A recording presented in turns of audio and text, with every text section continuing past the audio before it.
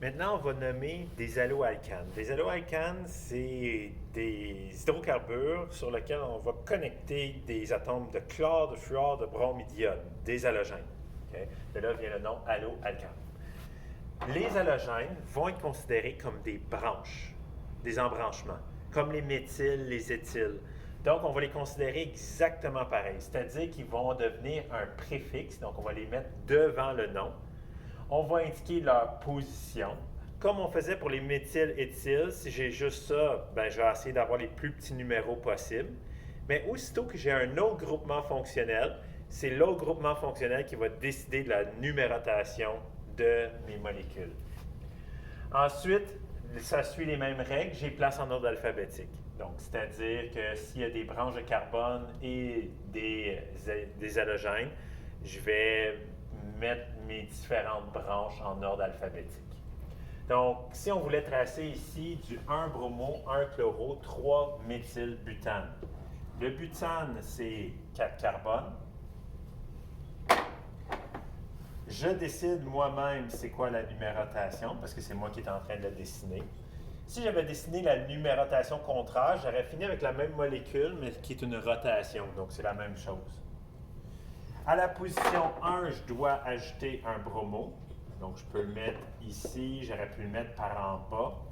Quand on trace des diagrammes linéaires, on essaie tout le temps de former des Y ou des Y inversés. Ensuite, à la position 1, j'ai un chloro ici. Donc, je vais mettre mon chloro ici. Et à la position 3, j'ai un méthyle. Ça, c'est une branche de 1 carbone. Je ne dessine rien, ça veut dire que c'est un carbone, c'est un CH3. Donc, voici la réponse. Maintenant, pouvez-vous me nommer ce composé-là ici?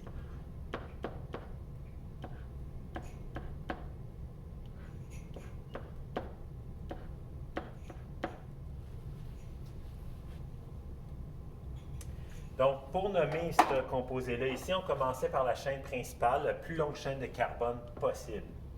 Donc, la plus longue chaîne de carbone possible, c'est celle-là ici. Il y avait 7 carbones. Hept. Ce sont tous des liaisons simples. Donc, c'est heptane.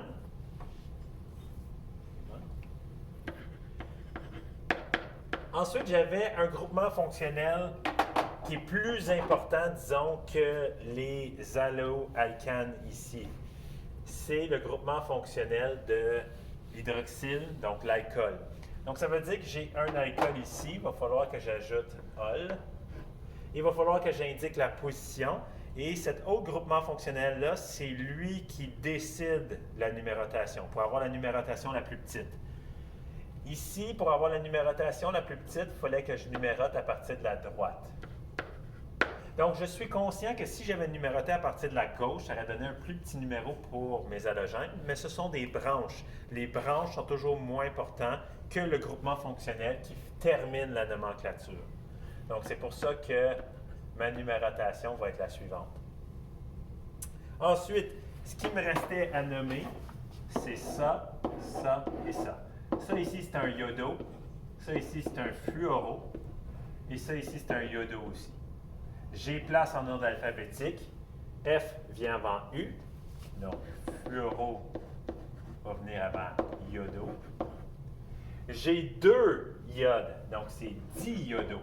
Donc, je sais que c'est bizarre, mais il va y avoir 2 I, un à côté de l'autre. Ensuite, je dois indiquer les positions. Mes iodos sont à la position 4 et 5. Donc, 4,5. Je me les tirer en avant et en arrière. Et le fluoro est à la position 6.